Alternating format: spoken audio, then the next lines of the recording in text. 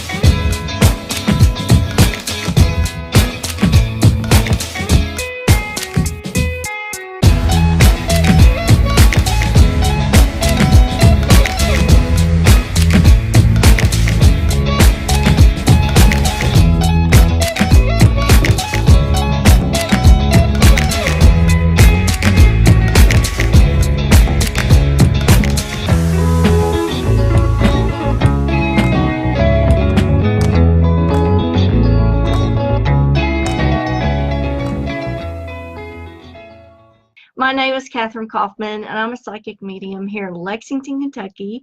Welcome to my every Monday night show. This is Monday Night Live in Lexington, where we investigate all kinds of paranormal stuff and self-help stuff because we need all the help we can get in this life, right? Couple shout outs before we get started to Cheryl, Melissa, and Melissa Crawford and Melissa Arthur Woosley and Melissa Begley. So we have three Melissas right in a row. Hey to Jill Jones. Hey to all you guys over here on Instagram. Thanks for joining me this evening. Tonight's topic I'm really excited about because I get really jazzed about autumn. And so why? I mean, why do we get excited about autumn? A big kiss to Melissa Begley and Miss Cleo. Thanks for joining me. Why do we get excited about autumn? I think autumn is one of the best energy times of the whole year. And I hate it for people who don't go through the change of seasons because they're not experiencing the full energy of this time of year. Hey to Teresa, Tim, Anna, and a special shout out to George McKinney. So what is it about autumn, you guys? Do you guys like autumn? And what do you think is special about autumn? Well, what we want to do this evening is embrace the changes that autumn brings us. It is a huge, huge transition time. And I feel like that this time of year is one of the highest energies of the year because we're going from the extroversion of summer and spring, because spring is when all the energies are really surging forth. Got a lot of energy of the growth of the planet, growth of people, relationships are springing up, that kind of thing. Summer, everything's in full bloom. We're getting, the harvest is coming in. And so it's a real extroverted type of energy for spring and summer. Now, winter is more introverted or introversion. It's contracted, it's withdrawn. But on the way to winter, we have autumn, which is magnetic, magical. It's that in-between time of year when the veil is very thin and we're seeing a lot of stuff, we're hearing a lot of stuff, we're experiencing a lot of stuff, and it's a huge transition time. And so what I get from it is there's a lot of energy, there's a lot of movement because we're going from extroversion into introversion. And don't forget, if any of you guys have questions, please feel free to put them in the comments section over here on Facebook. So George says it's his favorite time of year as well. Preparing for winter, that is the second thing I want to bring up. And we're going to get into a lot of really fun stuff. Hey, over here to Michelle and all you guys over here on Instagram. So what we're doing is we're going from a really solar energy of summer into the lunar energy of autumn and winter because the days are getting shorter. We've got more moon time happening. And so what does that mean? That means we need to embrace this change embrace that lunar energy, and really make the most of it. One of the ways you can do that is by taking a moon bath. Now, we've all heard of taking a sun bath or sunbathing, but how many of you guys have heard about moon bathing? And how many of you have done that? Have you actually done that? Hey to Tom. Yeah, so that is something that really embraces that lunar energy and takes that into your spirit and helps you incorporate that energy that autumn is bringing. So autumn is all about change. It's really about shedding what no longer serves you, you know, getting rid of the dead wood, weeding out stuff, change and transformation, transition. And isn't that also what your full moon energy does? It's embracing the endings, really getting rid of things and people that no longer are serving the positive path or the positive life path. George says, I think some of the most beautiful sunsets in the area are in the fall. I have to agree with you, George. Some of the sunsets right now are just absolutely phenomenal. Peggy says, calorie loading to prepare for hibernation. Absolutely. Hey to Samantha and Rosa. Yes, and so I'm going to jump right down to that because autumn is a season of preparation. And what it does is it symbolizes looking towards the future and taking stock of what we have right here, right now. And so one of the things I'm going to share with you, and one of the things that you can do during this time to prepare for winter, is making fire cider. I don't know if any of you guys have made fire cider before, but it's one of the things that we can do in autumn season to prepare for winter, you know, prevent a lot of illnesses and things from cropping up. Fire cider is taken every day orally. It's a liquid that you make at home. It's a fermented recipe. I'm just going to kind of go over the recipe really quick, but I want to show you the book that I got it out of. And if you guys get this book, it is awesome. Alchemy of Herbs by Rosalie de la Forêt. And the reason I got this is part of what we're talking about this evening with preparation for autumn and winter.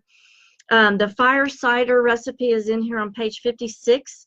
It consists of yellow onions, grated horseradish, minced garlic, grated ginger, fresh cayenne, or you can use powdered cayenne if you want, dried thyme, raw apple cider vinegar, lemons, peppercorns, and honey.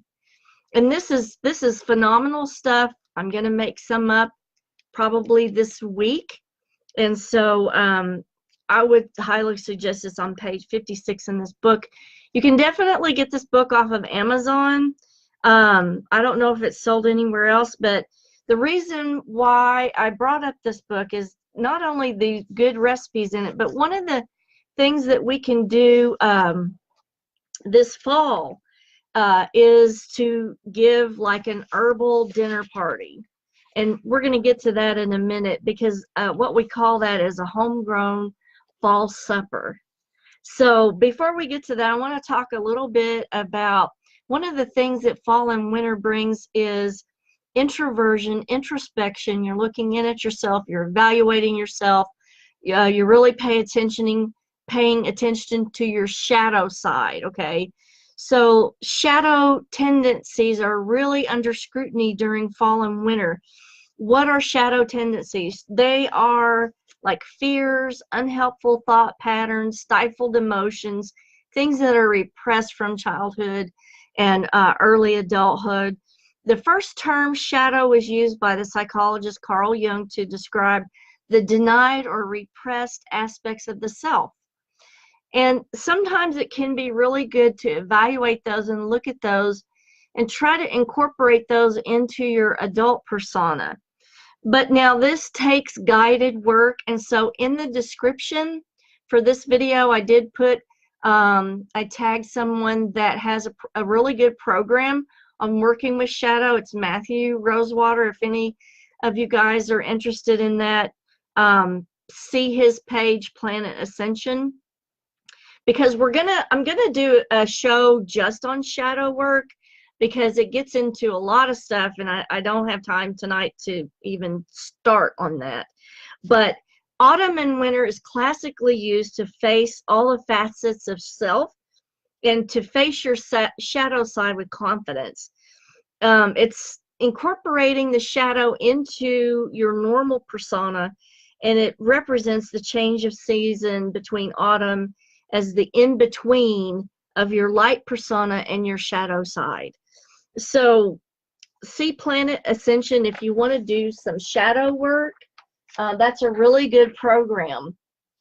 Now, traditionally in autumn, communities gathered to share, heal, help nourish one another, celebrate their bounty of fall. The feasts were going on. All the stuff was harvested. So it was a time of rest and appreciation. And we kind of need to carry that through and take advantage of this high energy that's happening right now. But like I said, autumn going into winter is a very internal season because it's contracted, it's drawing in, it's that introspection. So here I'm going to clue you in on some season rituals that were really quite cool, and I kind of added a few to these. I hope you don't mind. I took liberties with that. But having that homegrown fall supper or that herbal dinner party is addressed in this alchemy of herbs, and she really shows you a lot of different ways on how to do this, a lot of different ideas and a lot of recipes. You just have to get that book. It is just phenomenal. But we're going to go over a few things right here. So the homegrown fall supper, the herbal dinner party, you want to use stuff like potatoes, apples, root vegetables that have just been harvested, fire roasted sweet potatoes, sage, warm, hearty, ancient grains, things that are warming and are contracted. These are the things that you want to serve at your homegrown fall supper. Now, you can, if you don't grow stuff in your garden, you can go down to the farmer's market and pick up some things. But some of the things that you would want to do is like maybe a bacon wrapped butternut squash, which if anybody wants the recipe for that, it's on my food blog, and I can drop the link to that recipe in the comments section. If you guys are interested, just shout out, let me know you want that recipe. I'll be glad to hand it over. Also, here's something that David and I have been doing lately is we had a big harvest of sweet potatoes from his mom's garden, and I've been putting like bacon or country ham on that with some chili powder and some honey, a few nuts. It makes you full. It's a full warming supper. It has a little bit of meat, the roasted vegetable, and that nice salty sweet flavor with the salt and pepper and honey. It's really, really great. Before I go on, I forgot to shout out to my brother sent me this from the mail yesterday, and this was for our decorations this evening. It's the sugar skull. Thank you, Danny. I really appreciate that. I don't have anything to set him up on, but I will get something for next week. So anyway, shout out to Danny. Thank you. Another thing that we can do, hang on just a second. You're not getting ready to sign off, are you? No. Okay. Yell at me when you want to do what's for dinner. Okay. So David is upstairs cooking. Sorry for that interruption, but he's making something really special tonight, and we want to give you all a clue into it. And he was asking me, was I done already? But no, we're just getting into the thick of it. So another thing that we want to do is apple picking. Apple picking is one of the oldest rituals. Apples symbolize knowledge. They symbolize love, prosperity. And so you maybe take your family to one of the local orchards to do some apple picking. And it too, picking apples is kind of representation of taking fate or taking fortune into your own hands and, you know, forming that with your own hands by picking the apples. So you want to find a local apple farm, but for those of you guys that live around here, don't worry. I've got a list of the local ones that are here. We have Evans Orchard in Georgetown and Eckert's Boyd Orchard in Versailles. And so take your kids, take your family out to the apple orchard and go apple picking. Then when you get your stuff home, make something with it. Make an apple pie, put baked apples in the oven with cinnamon and a little bit of sugar and maybe some toasted walnuts. Phenomenal. The other thing is corn mazes. Corn mazes are huge this time of year. And usually a corn maze will also have a pumpkin patch with it. And so you want to get your pumpkins there when you go to the corn maze. But corn is it's representative of survival. It was a food. It was a ceremonial tool. It was used as a spiritual offering and still is. And so a lot of farms will clear their cornfields with a corn maze and set up a labyrinth. And it's a really good thing just to get out in that cool, fresh air and go to the corn maze. The kids have a lot of fun with this. Hey to Michelle and Peggy. Yes, Peggy, I will get you the recipe, absolutely. And hey to Amber, and Sheila, and Paul. Let me check for questions. Nope. Okay. So let's look at some of the corn mazes that are around this area. There's a place called Botanica. It's on Richmond Road in Lexington, and it's open almost every day through Halloween, I think, except for Mondays. So you can't go out there on Mondays. There's another place called Divine's Corn Maze and Pumpkin Patch. That's in Harrodsburg. One of the biggest places I found, though, is called Bywater Farm in Georgetown, Kentucky. Has a huge complex corn maze, pumpkin patch, lots of stuff out there to eat, places for kids to play. It's huge. So take the kids out there. I like going just for myself. I don't know about you guys. I'm an adult, I think, but I still love going out to the corn maze and just doing fun stuff like that. Okay, another autumn ritual is making an autumn wreath. And so you can either hang an item, a wreath, or even an autumn amulet on your door. And what that does is it not only respects the spirit of your home, but it puts in place the energy of your house and your home as people enter. And so that's like going to be the first impression or the first type of energy that people see and come in contact with and feel before they enter your home. So that really kind of establishes, you know, the energy of your space, and it conveys like subconsciously the message to those people that are coming into your home. You want to make it warm. You want to make it inviting. So you can use things to make your wreath like wheat, pine cones, gourds. You can use lots of fall colors, reds, orange, yellows, golds, dark greens. And like I said, that really establishes the energy as people come into your home, and it really means a lot. Now, some of the other things that you can use on your wreath are herbs such as sage, rosemary, peppermint, cinnamon sticks, thyme. Those add an extra energy of protection and healing as people come into your home as well, which leads into the next thing I want to talk about, which is the autumn smoke bundles. So another thing that you want to do for autumn, because we're changing and we're getting rid of a lot of energies that don't serve us anymore, we want to smoke, we want to cleanse, we want to clear out, get rid of, end a lot of old things that are hanging on that we need to let go of. Just like on the full moon, we need to let go and cut these energies out.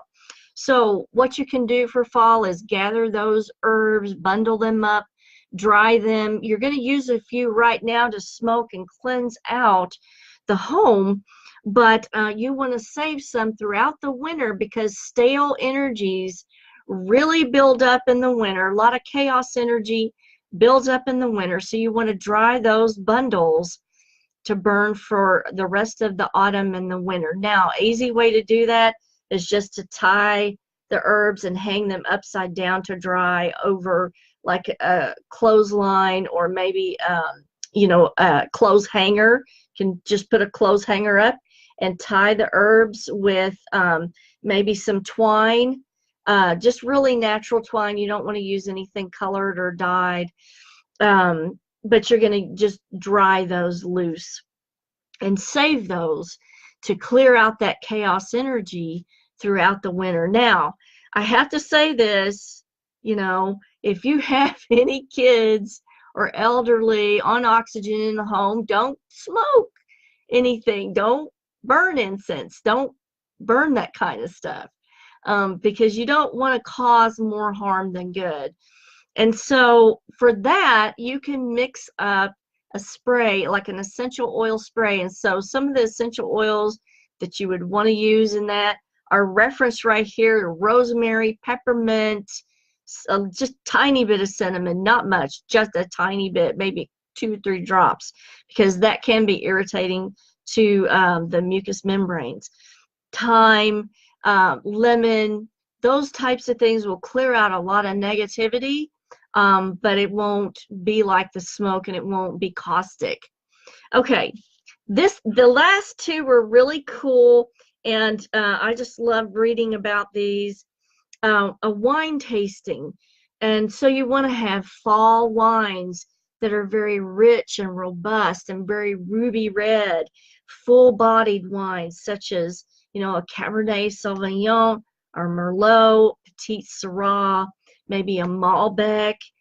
Lots of the Australian Syrahs are very rich and full-bodied, and so you want to have a wine tasting with your friends, maybe some cheeses, some other, autumnal delights like the baked apples with the cinnamon and the walnuts, because what this does is it really intensifies the flavor of the season, and it creates really magical times for you that you need for growth and progression as you clear out all of these old energies and you want to go forward. Now, for those of you that are alcohol free, you can do a tea blending.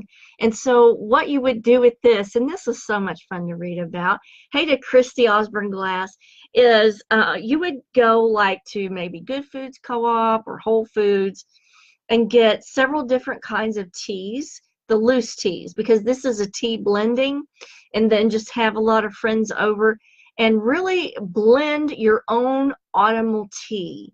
And so you would want to get pieces of cinnamon, maybe a couple of little cloves, and do different blends and just have a party with your friends where you're just sitting and kind of mixing your own blend of tea, and then give them something like a tea ball or, the disposable tea bags to take a little home with them. So Charlotte says essential oils are dangerous for cats. Use extreme caution. Yes, absolutely. You would want to definitely check with your veterinarian before you spray essential oils at home around your pets. Hey to Chastity.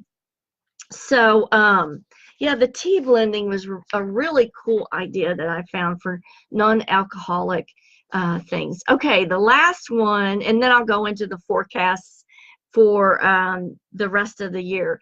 The last one goes back centuries, and that is a bonfire party. And so bonfires were ritually used in autumn celebrations. But they had a really practical purpose. So, and this was something that I discovered in this, because I had heard several different things, but I had not heard this one. So once the animals were slaughtered at the end of the farming season, all of the bones were tossed into the fire to burn overnight. And these were bone fires, bonfire. And so it was an imperative step and preparing the meat for the upcoming year. And so what people did was they set around these bone fires, and they actually did reverence or made reverence to the animals that they had slaughtered. And so they gave thanks to the animals for the sacrifice to their lives to support them during the winter, which was awesome. I mean, how often do we revere the animals or the plants that we consume? Hardly ever.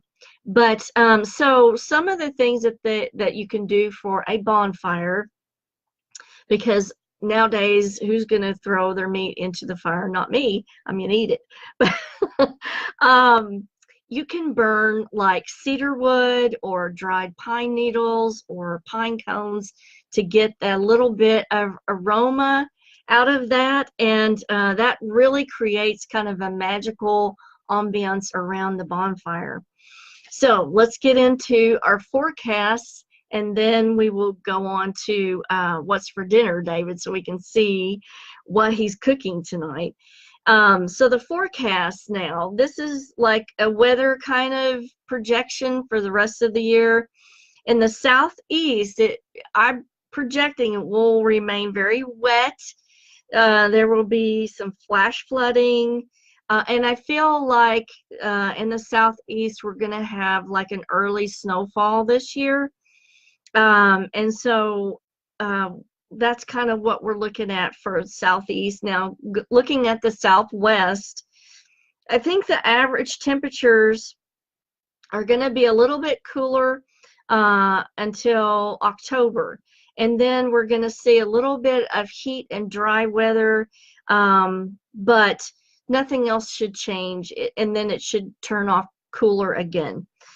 Now, Midwest and Great Plains, what we're looking at here are moderate temperatures of wet and dry weather, but I feel like as in the southeast, there's going to be an early snowfall for Midwest and the Great Plains for the rest of the year. And so that's kind of how we're looking at autumn.